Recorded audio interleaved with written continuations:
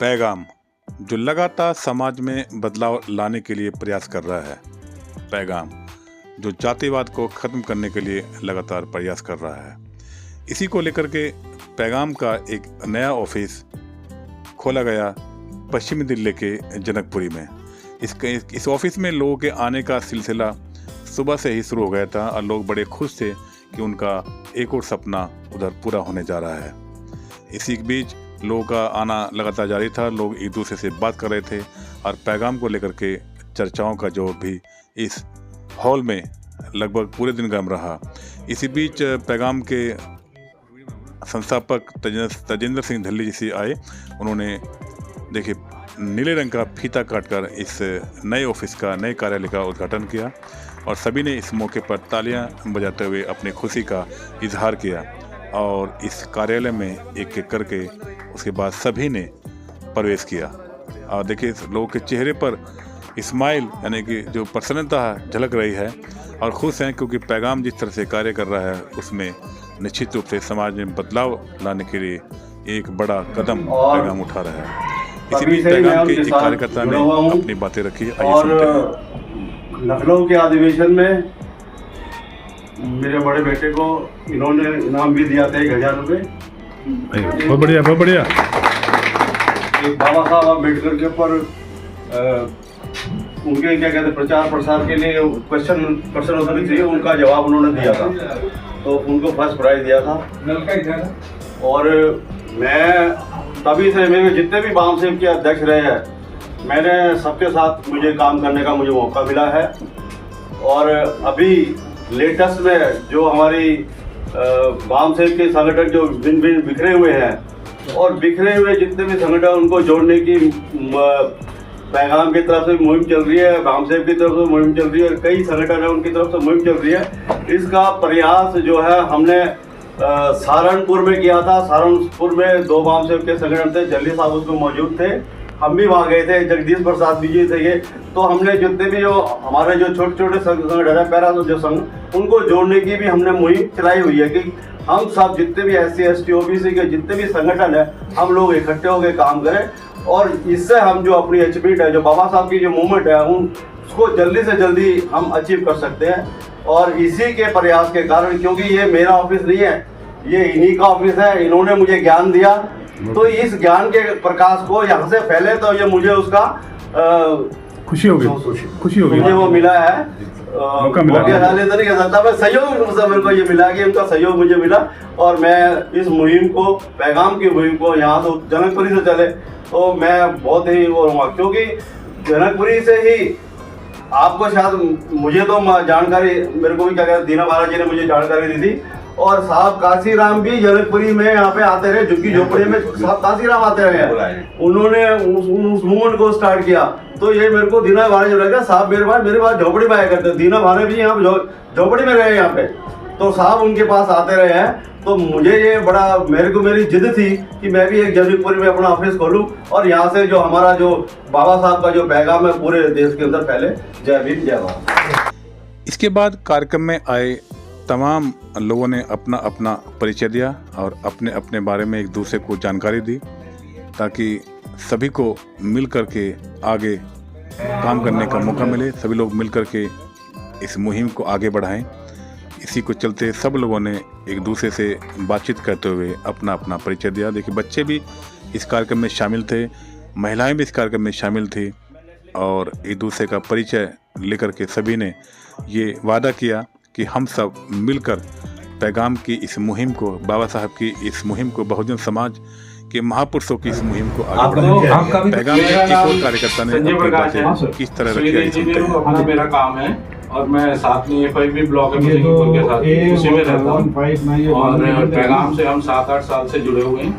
और जब से हम इसमें जुड़े हैं तो हम पैगाम के साथ ही हो गए। हमने बहुत संगठन देखे और भी बहुत लोग काम करे, लेकिन मुझे सबसे अच्छा पैगाम में ये लगा कि सिर्फ बाबा साहब के विचारों को प्रचार करते हैं, हम धरना प्रदर्शन पे विश्वास नहीं रखते, लोगों को एजुकेटेड करते हैं। यही पैगाम की मेन मंदिर के साथ में रोड आपके सामने ये हमारा जो सामाजिक शिक्षा देना, यही मेन हमारा पैगाम का काम है। और पैगाम में अभी तक हमने 13 स्टेट्स में हमारा काम चल रहा है। 29 अब ज़्यादा हो गई। 29 तो सब और स्टेट्स में भी पैगाम के इसी तरह ऑफिस और फंक्शन कुछ न कुछ होते रहते हैं। तो इसका कारवा बहुत तेज़ी से बढ़ रहा है। तो मैं आप सब लोगों से जो नया है चाहूँगा कि आप इससे जुड़िए, इसकी समझ लीजिए, बाबा साहब के विचारों को समझिए, अपने घर में, पड़ोस में, रिश्तेदारों में, जिसको भी हो सके इससे संस्था से जुड़िए। ये एक मैगजीन हम निकालते हैं पैगाम की हर महीने। इसमें हमारी सारी गतिविधियाँ होती हैं, फ़ोटो वगैरह होती है, और जो लोग लिख के अपने विचार देना चाहते हैं तो वो इसमें देते हैं। इसमें फिर हम उनके लेख भी छापते हैं और ये हर महीने पूरे इंडिया में हमारे जहाँ जहाँ ऑफिस हैं सब जगह हम ये डिस्ट्रीब्यूट करते हैं। एक पैगाम का हमने छोटा सा एनवेलप ये बना रखा है, इसमें हम पैगाम के बारे में जानकारी ये भी आपको बांट देंगे कि पैगाम क्या करना चाहता है, बहुजन समाज में हमें क्या काम करना है और हमें क्या सफलता मिलेगी। ये सब चीज़ें हमने इसमें डिटेल में लिखी हैं। तो किसी दिन मीटिंग में जब हम दोबारा करेंगे तब हम प्रेजेंटेशन चलाते हैं प्रोजेक्टर से, उससे भी बताते हैं। कुछ हमारे वक्ता हैं अच्छे उनको बुलाते हैं, वो समझाते हैं, जल्दी साहब का मार्गदर्शन लेते हैं। तो इस तरह से हम बाबा साहब के विचारों को हर लोगों तक पहुँचाने की कोशिश करते हैं। यही पैगाम का मुख्य काम है। तो अभी मैं चाहूँगा कि पहले ही लेट हो गया तो जल्दी साहब का मार्गदर्शन बिल्कुल। उसके बाद थोड़ा जलपान की व्यवस्था की है तो वो भी आप लोग जल्दी लेके जाइए। और हमारे यहाँ ये भी नहीं है कि सिर्फ हमने भाषण दे दिया और सुन के चले गए, जैसे आम होता है किसी संस्था में या पार्टियों में हम करते हैं चर्चा आपस में। हमने कुछ बताया तो आप बताओ, उसमें आपने कुछ बताया तो आपके क्वेश्चनों का जवाब दें। तो इस तरह से हम नहीं कार्यक्रम में पैगाम के संस्थापक तजिंदर सिंह झल्ली साहब ने भी अपनी बातें रखी, वह साथ ही साथ अन्य लोगों ने भी इस कार्यालय में अपनी अपनी बातें रखते हुए सभी को एकजुट रह करके समाज में बदलाव लाने की बात की। सभी की बातें वहां बैठे तमाम लोगों ने बड़े ही ध्यान से सुना और अपने जीवन में उतारने के लिए सबने वादा भी किया और पैगाम के इस मुहिम को आगे ले जाने के लिए सबने पैगाम के बारे में बताया। पैगाम कार्यकर्ता की बात सुनते हैं। गैर धार्मिक और गैर राजनीतिक सामाजिक संस्था है। इसका कोई भी जो हमारे बहुजन विचारधारा है, फूले अम्बेडकरी, उस विचारधारा में जो विश्वास रखता है और 18 साल से ऊपर की जिसकी आयु है तो भारत का नागरिक कोई भी इसका सदस्य हो, क्योंकि हमारे लोग सभी धर्मों में भी हैं, सभी पार्टियों में, लेकिन हमें किसी से विरोध नहीं करना। और पैगाम का लक्ष्य जो है किसी मनुष्य के खिलाफ नहीं है, किसी वर्ग के खिलाफ नहीं है, ठीक है ना, किसी धर्म के खिलाफ। क्यों? पैगाम क्या है? वो जो है, जो व्यवस्था है, जो सामाजिक व्यवस्था है, जो एक वर्ग को नीच, ओछा, छोटा समझता है, एक वर्ग को बड़ा समझता है, उस व्यवस्था के खिलाफ। और पैगाम जो हमारे महापुरुषों ने बताया, जो कि फूले बाबा साहब ने, कि समानता, स्वतंत्रता, भाईचारे, जो कि न्याय पर आधारित सामाजिक व्यवस्था, वो स्थापित। और हम पैगाम में यही कार्य कर रहे हैं।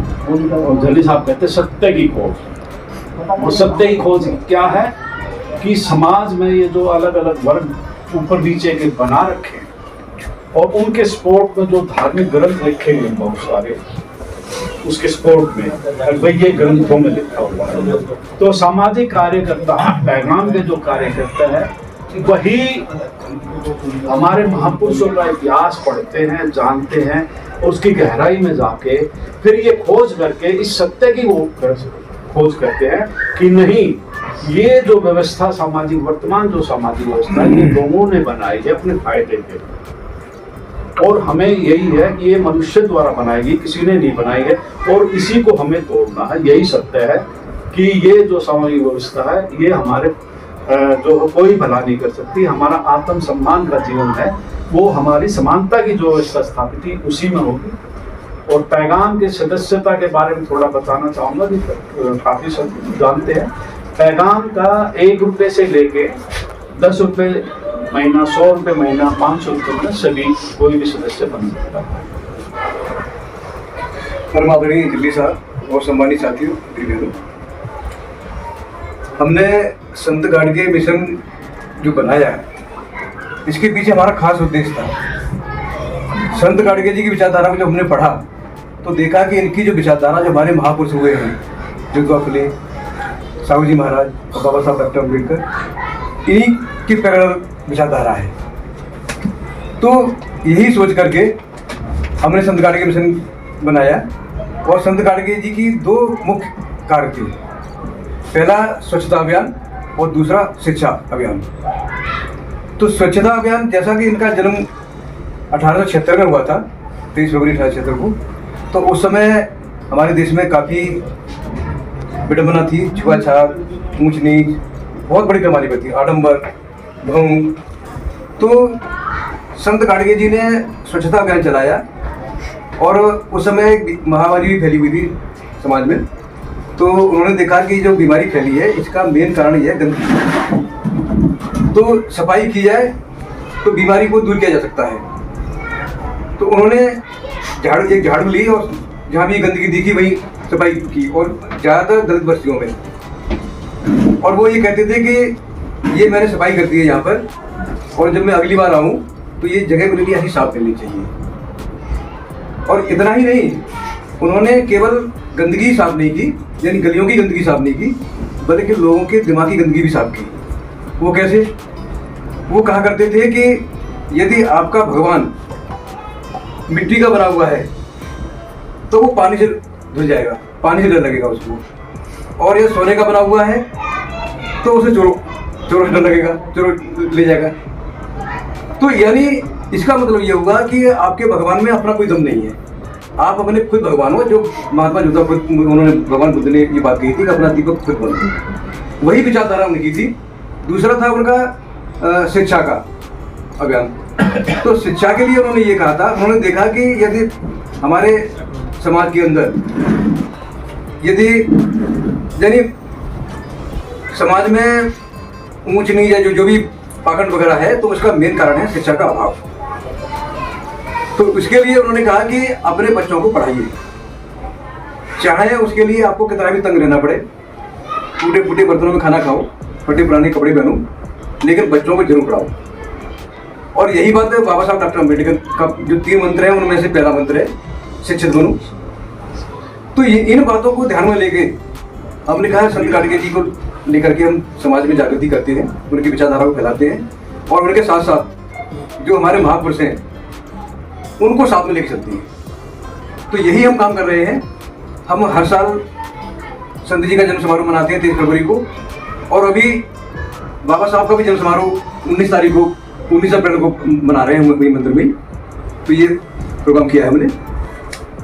आप लोगों को भी मैं अभी इनवाइट कर रहा हूँ कि 19 अप्रैल को संत गाडगे मंदिर बिंदापुर में बाबा साहब का हम जन्म समारोह मना रहे हैं, और आप सभी लोग आइए उसमें। तो यही हमारे मतलब मुख्य उद्देश्य है, हमारा मतलब आपस में भाईचारा बनाना।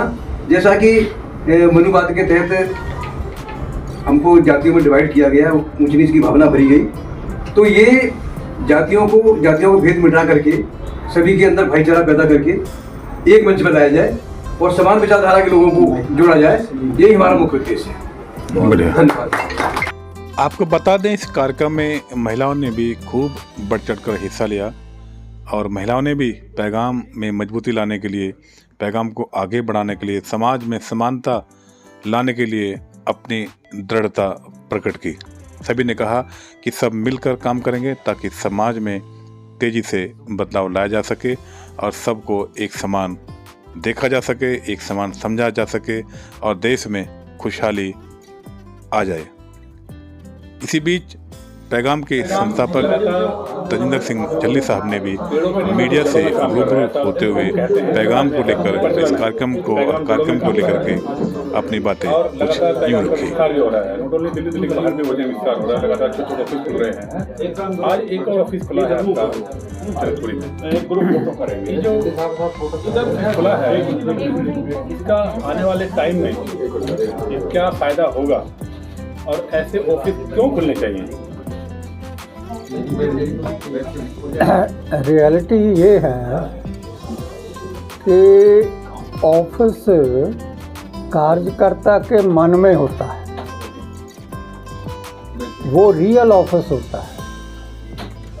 और ये दिखाने के लिए जगह जगह ऑफिस दिखते हैं, लेकिन ये ऑफिस भी जितनी देर तक कार्यकर्ता के माइंड में रियल पिक्चर नहीं बनती, ये ऑफिस इफेक्टिव नहीं हो सकता। मैन ऑफिस मन में होना जरूरी है, दिल में जरूरी है। जो दिल में है वो रियल ऑफिस है। ये जो फिजिकल ऑफिस जगह जगह हम देखते हैं, इनको चलाने के लिए पहले मन में वो चीज़ होनी चाहिए।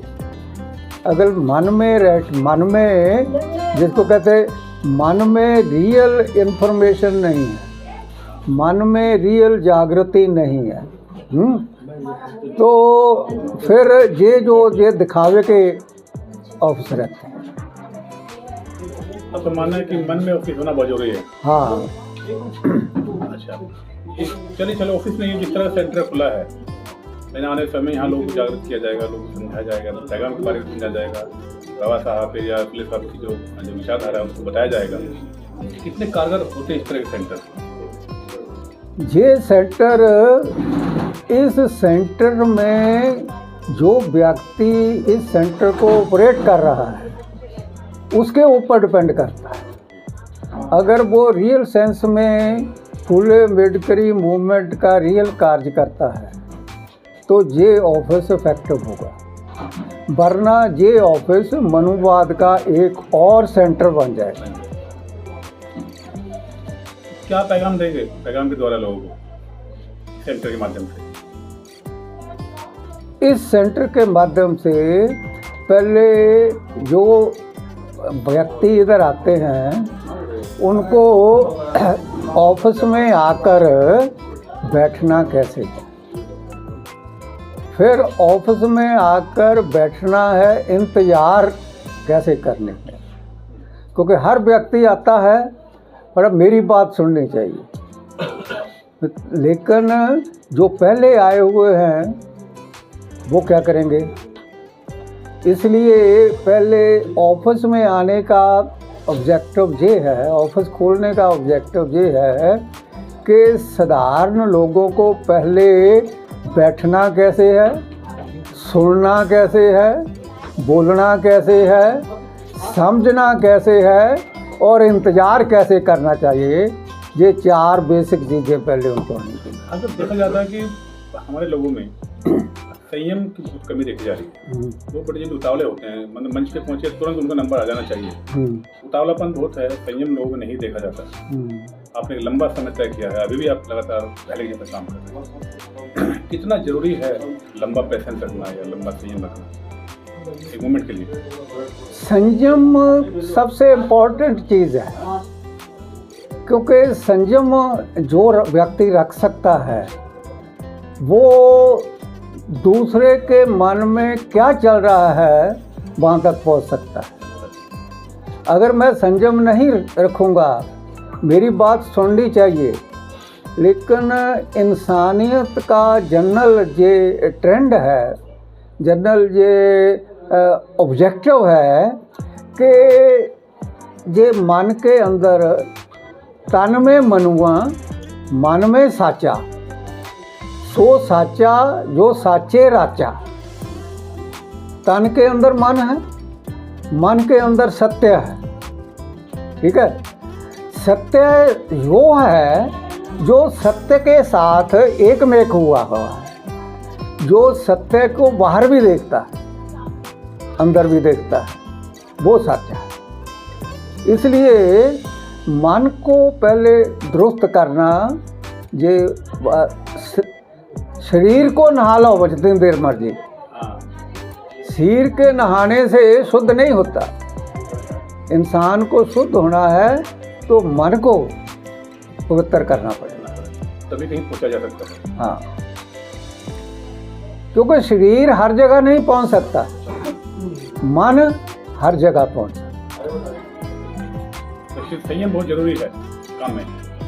संयम तो जब मैं इंतजार ही नहीं कर सकता है तो फिर मैं, क्योंकि दरिया में पार करना है दरिया को, है?